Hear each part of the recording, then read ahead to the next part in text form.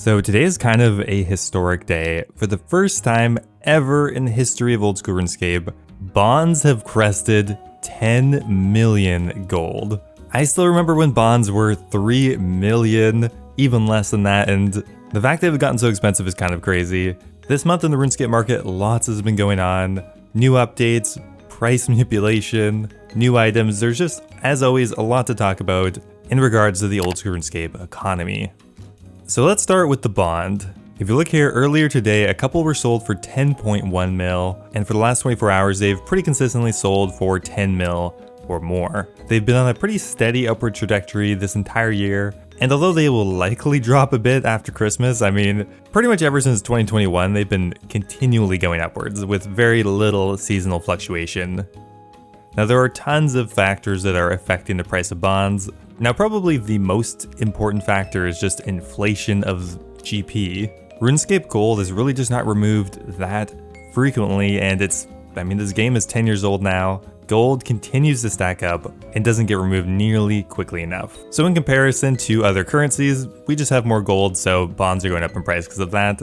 Another factor that commonly gets thrown around is temporary game modes like leagues. People like to buy bonds or 2 bonds to have multiple accounts to play the league. Now that can also definitely have a pretty strong factor, and we can see on November 15th, a lot of bonds were purchased, but quickly dropped down after that.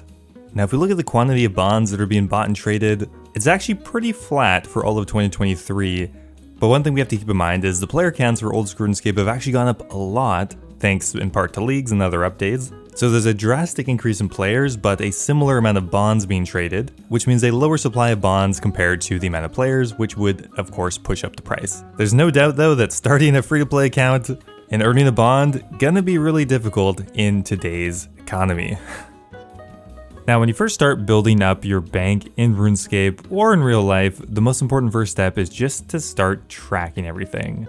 Every month I'm shocked at how much I spend on food, RuneScape membership, or Steam games I play for an hour and then never again. Well, today's sponsor, Rocket Money, is here to help. Rocket Money is an all-in-one finance platform that allows you to manage your subscriptions, lower bills, build custom budgets, and grow your savings all in one place. It really does everything. Tracking your expenses is the best way to get started with saving extra money every month.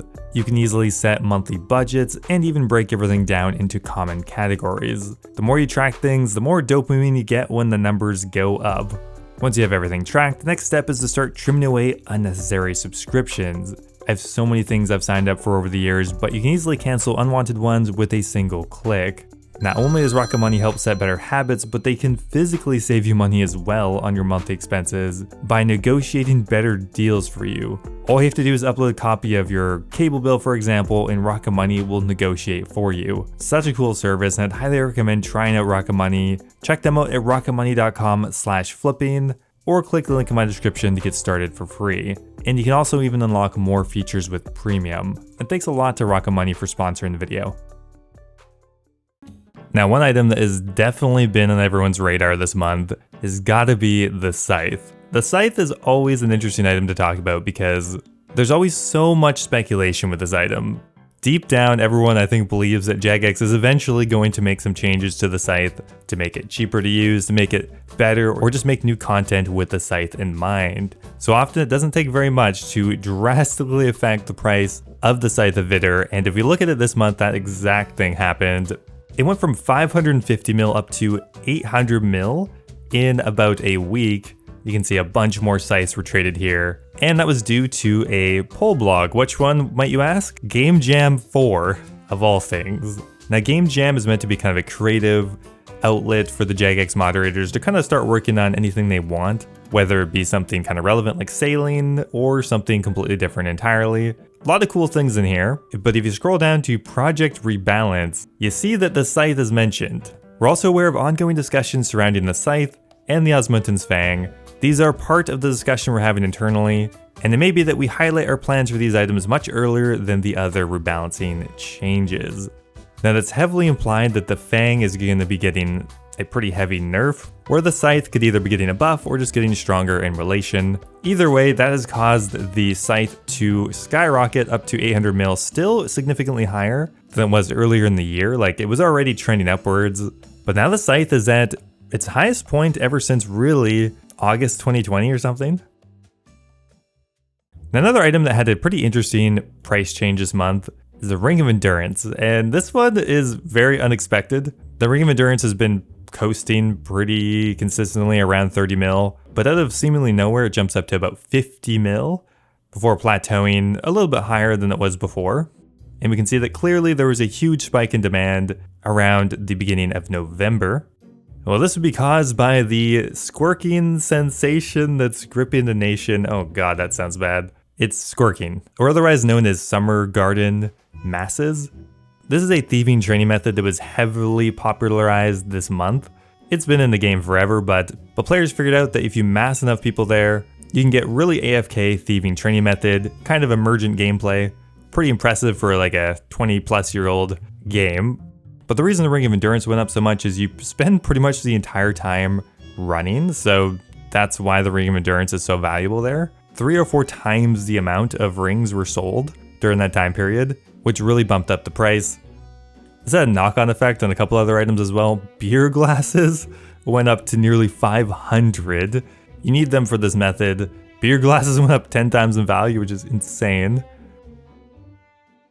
Now I was looking at the drop table for Zamra, and I noticed something interesting. The Zamra God Sword is really expensive right now. If you look at the last couple of months, it's doubled and is nearly at 15 mil, which brings it to significantly an all-time high. Look at this, 15 mil, where the highest point previously was like 6 mil. Pretty impressive for an item that's been in the game this long. So what has caused the Zamra God Sword to get so expensive? Well, this actually boils down to some of the Chambers of Xeric changes that are slated to come pretty soon. Essentially, it looks like the Zamra God Sword will actually be able to be used in the Muddadial room in Chambers, so you'll be able to actually stun or freeze the Muddadials, which could make it significantly more useful. Kind of a similar thing to the Elder Maul, which we did talk about last month, but we'll have a quick look at it, why not? Elder Maul is slated for some changes that could make it quite useful at Tecton, but it still is remaining about double what it was before the announcement, which is pretty impressive that it hasn't fallen back down again. Now, one thing we definitely have to talk about again this month, because it's been really prevalent and a lot of people are talking about it, third age prices, and more specifically manipulation of third age item prices, because at this point I don't think there's any doubt there are some fishy things happening within this market. Right off the bat, if you are considering buying any of these items, be incredibly careful, because their prices are probably the most volatile of any item in the history of this game and are clearly being manipulated.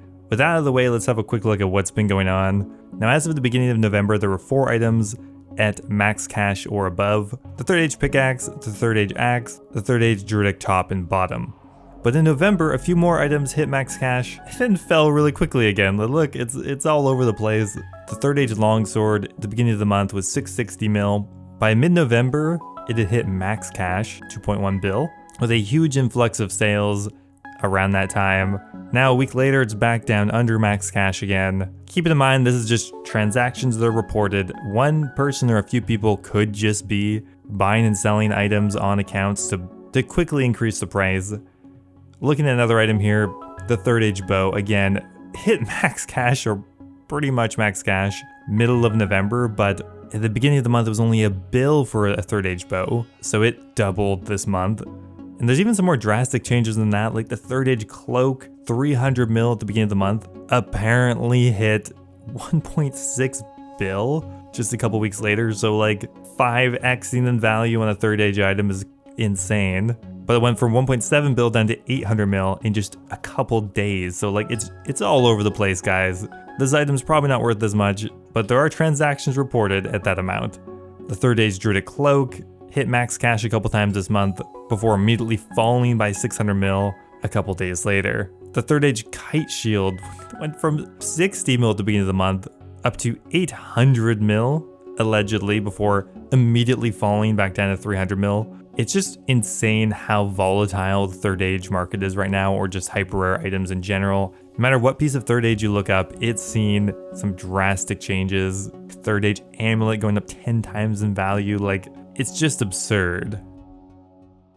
Not to mention that on Reddit there's a huge influx of posts regarding the third age market, some of them legitimate, some of them questionable. So I'd recommend if you really wanted to buy one of these items, I would just find a price that it was at a couple months ago maybe, and just put it in there for that price. Be patient. If it doesn't come through, no harm. If it does, then you may have saved yourself hundreds of millions of gold, because this market's volatile. Now, there's been a number of new items added recently, but interestingly, forestry is actually planning on reducing that amount significantly. The entire in-game economy of forestry-related items might be getting removed, with a few exceptions. The dragon felling axe, that's probably going to stay. And this item's actually gone up a bit in price this month, up to 3 mil for a felling axe handle. As the hype for forestry died down a bit, these axe handles have become a little bit harder to come across, so they're actually up to 3 mil right now. Where the dragon axe, I haven't even looked, but we're going to assume it's back down at alch value. Not quite, you know, it's still got a little ways to go. And the other item that goes alongside it that will probably remain, the Forester's Ration, seems to have plateaued. By plateaued, I mean bottomed out at 25 each, which is a pretty significant decrease. I mean, look at the quantity, it's so much higher. And honestly, that is pretty much it as far as new items go. That's going to be it for today, guys. I hope you enjoyed the video. Thanks for watching, and I'll see you next time.